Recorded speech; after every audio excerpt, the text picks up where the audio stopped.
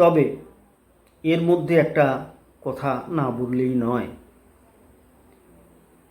যে ঘুমের ঘরে হাঁটা এই বিষয়টা অনেক মেডিসিনও কিন্তু ভালো হয় না, রহস্যই রয়ে যায়। এই রহস্য উদ্ঘাটনের জন্য বহু মেডিসিন বেরিয়েছে।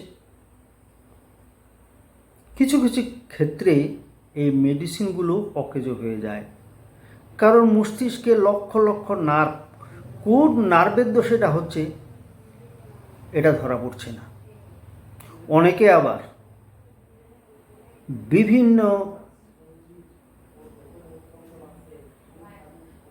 ধর্ম অনুযায়ী সূরা মন্ত্র বলে অনেক রোগী ঠিকও হয়ে গেছে কাকতালীয়ভাবে। তবে আমরা ভাবব যে এটা একটা রোগ, এটা মানসিক রোগ থেকে এটা সৃষ্টি হয়। তবে এটা নিয়ে গবেষণা চলছে, আশা করি শীঘ্রই এর সুফল আমরা পাব। তো আপনাদের বাড়িতে কোনো রোগী যদি এরকম থাকে, কাল বিলম্ব না করে ডাক্তারের পরামর্শ নিন।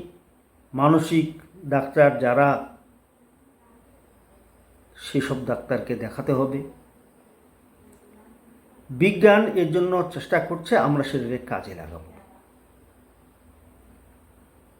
আজকের বিষয়টি নিশ্চয়ই আপনাদের ভালো লাগছে, ওই জন্য আপনাদের সকলকেই আমার আন্তরিক অভিনন্দন ও ভালোবাসা জানাই। আমার জীবনরেখা চ্যানেলকে অবশ্যই সাবস্ক্রাইব, লাইক এবং শেয়ার করবেন। আপনারা সুস্থ থাকবেন, ভালো থাকবেন। শীঘ্রই আমি আরও নতুন কিছু আপনাদের জন্য নিয়ে আসব, আপনাদের ভালো লাগবে। জয় হিন্দ, বন্দে মাতরম।